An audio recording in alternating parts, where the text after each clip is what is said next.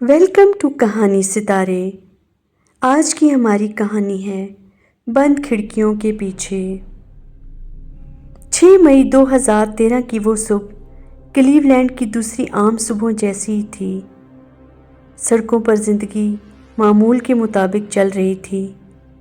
گھروں کے دروازے بند تھے، لوگ اپنے اپنے کاموں میں مصروف تھے، مگر ایک گھر کے اندر 10 سال سے قید ایک عورت کے لیے وہ صبح آزادی کی آخری امید بن کر آئی تھی۔ وہ گھر تھا 2207 سیمور ایونیو۔ اس گھر کے اندر امیڈا ہیری 10 سال سے دنیا سے کٹی ہوئی زندگی گزار رہی تھی۔ 10 سال پہلے وہ ایک نوجوان لڑکی تھی، مگر اب وہ ایک ماں تھی۔ اس کے ساتھ اس کی 6 سالہ بیٹی بھی تھی، ایک ایسی بچی جس نے اپنی زندگی میں نیلا آسمان، سڑک، درختوں کے درمیان دوڑتے بچے اور کھلے دروازے کی آزادی کبھی نہیں دیکھی تھی۔ اور پھر اس صبح کچھ ایسا ہوا جس نے 10 سال پرانے ایک خوفناک راز کو ہمیشہ کے لیے دنیا کے سامنے لا کھڑا کیا۔ امیڈا نے محسوس کیا کہ گھر کا اندرونی دروازہ کھلا ہے۔ وہ رک گئی۔ کیا یہ واقعی اتفاق تھا، یا پھر یہ بھی ایریل کاسٹرو کا کوئی نیا امتحان تھا؟ کاسٹرو پہلے بھی کبھی کبھی جان بوجھ کر راستے کھلے چھوڑ دیتا تھا۔ وہ جانتا تھا کہ خوف انسان کو زنجیروں سے زیادہ مضبوطی سے باندھ سکتا ہے۔ جب بھی کوئی فرار کی کوشش کرتا، اسے تشدد اور دھمکیوں کا سامنا کرنا پڑتا۔ امیڈا جانتی تھی کہ باہر کا دروازہ ابھی بھی بند ہے، مگر اس دن اس کے دل میں شاید پہلی مرتبہ ایک سوال نے خوف کو شکست دی۔ اگر آج نہیں تو پھر کب؟ وہ کھڑکی کی طرف بڑھی۔ باہر پڑوسی نظر آ رہے تھے۔ اس نے پوری قوت سے چیخنا شروع کر دیا، مدد، میری مدد کریں۔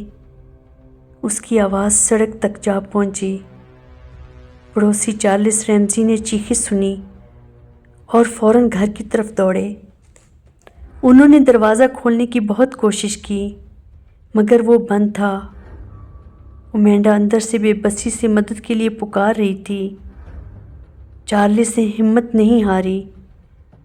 دونوں نے مل کر دروازے کے نچلے ایلومینیم حصے پر ٹانگیں مارنا شروع کر دیں۔ ایک، دو، پھر ایک زوردار دھماکے کے ساتھ دروازے میں سوراخ ہو گیا۔ امیڈا نے اپنی 6 سالہ بیٹی کو اٹھایا اور اسی چھوٹے سے راستے سے باہر نکل آئی۔ وہ آزاد تھی، 10 سال بعد آزاد۔ اس لمحے شاید اسے خود بھی یقین نہیں آ رہا تھا کہ وہ واقعی اس گھر سے باہر آ چکی ہے۔ وہ فوراً پڑوسی کے گھر پہنچی اور پولیس کو فون کیا۔ فون پر اس کی آواز کپکپا رہی تھی، مگر الفاظ واضح تھے۔ میں امیڈا ہیری ہوں۔ مجھے اغوا کیا گیا تھا۔ میں 10 سال سے لاپتہ ہوں اور اب میں آزاد ہوں۔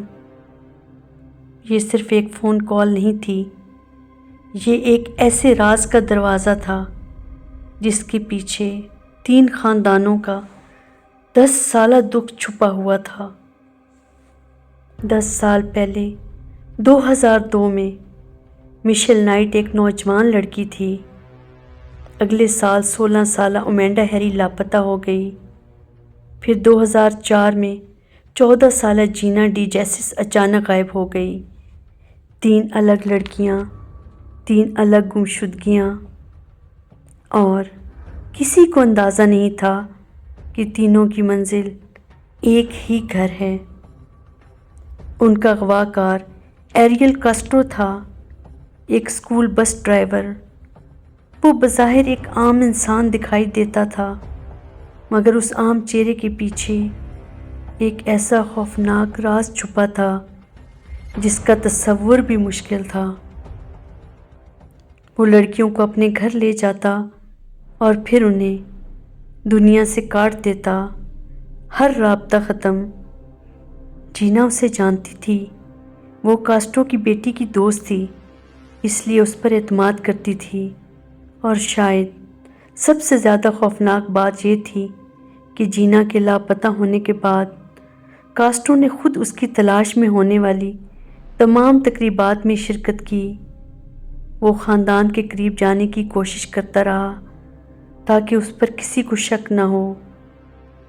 घर जो कैद खाना बन चुका था, 2207 सेमोर एवेन्यू का वो घर बाहर से एक आम घर दिखाई देता था, मगर अंदर एक अलग दुनिया आबाद थी। 3 औरतें बरसों तक कैद रहीं। खिड़कियों पर लकड़ी लगा दी गई थी ताकि बाहर की रोशनी अंदर ना आ सके। दरवाजे बाहर से बंद रहते, कभी उन्हें जंजीरों से बांधा जाता। खाने की मिकदार इंतहाई महदूद थी। पूरे दिन में एक दफ़ा खाना मिलता। नहाने की इजाज़त भी बहुत कम मिलती। और सबसे बढ़कर वो मुसलसल जिस्मानी, ज़हनी और जिनसी तशद्दुद बर्दाश्त करती। वक्त गुज़रता रहा।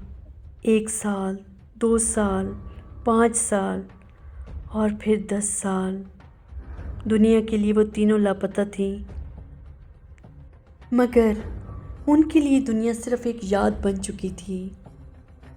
एक बच्ची जो कैद में पैदा हुई दिसंबर 2006 में, इसी घर के अंदर एक बच्ची पैदा हुई। वो अमेंडा की बेटी थी। उस बच्ची ने दुनिया में आँख खोली तो उसके सामने ना अस्पताल था, ना ख़ानदान, ना खुला आसमान। सिर्फ वही घर था, वही बंद दरवाजे, वही खौफ। पैदाइश के वक्त हालात इंतहाई ख़तरनाक हो गए। मिशेल नाइट को अमेंडा की ज़िंदगी में मदद करने पर मजबूर किया गया। बच्ची की पैदाइश के बाद उसकी सांस रुक गई। कुछ लम्हों के लिए यूँ महसूस हुआ जैसे सब कुछ ख़त्म हो गया हो, लेकिन मिशेल ने हिम्मत न हारी। उसने बच्ची को दोबारा सांस दिलाने की कोशिश की और फिर बच्ची ने सांस लेना शुरू कर दिया। उसी कैद खाने में एक नई ज़िंदगी ने जन्म ले लिया, मगर इस ज़िंदगी का पहला घर भी एक कैद खाना था। 6 मई 2013, 10 साल की कैद के बाद वो लम्हा आ गया जिसका शायद तीनों ख़वातीन ने बरसों ख्वाब देखा था। अमेंडा ने दरवाजे का रास्ता देखा।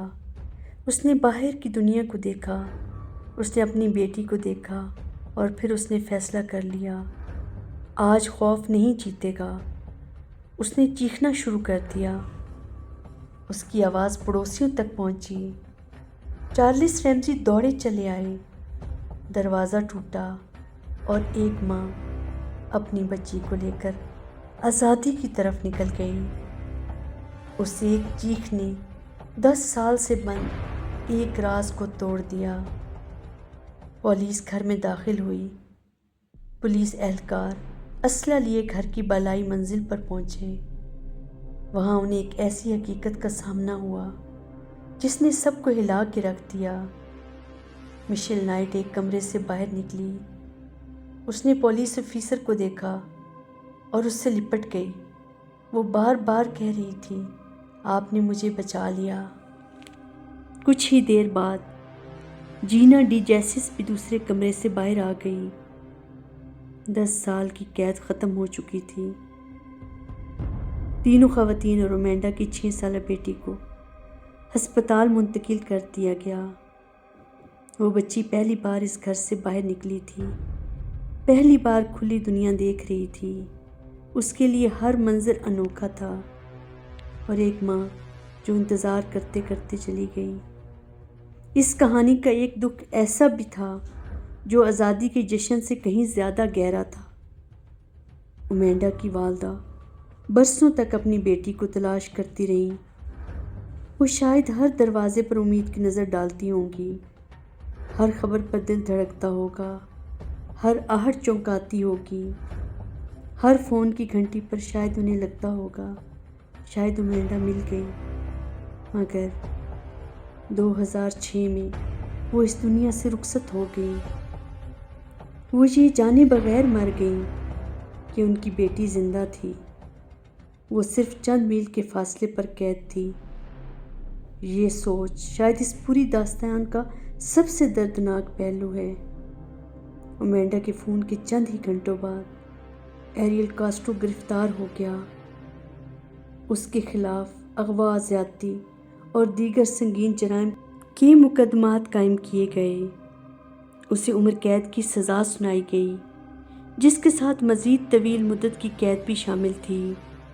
وہ گھر جس کی دیواروں کے پیچھے 10 سال تک 3 عورتوں کی چیخیں دفن رہی، آخر کار منہدم کر دیا گیا۔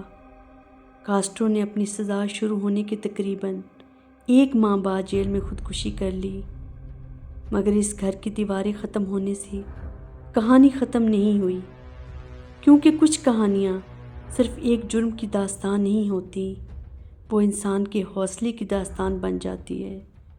امیڈا کی ایک چیخ نے وہ کام کر دیا جو 10 سال کی تلاش نہ کر سکی۔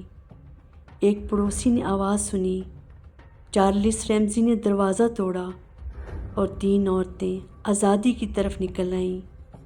ایک 6 سالہ بچی نے پہلی مرتبہ اپنی آنکھوں سے ایک دنیا کو دیکھا۔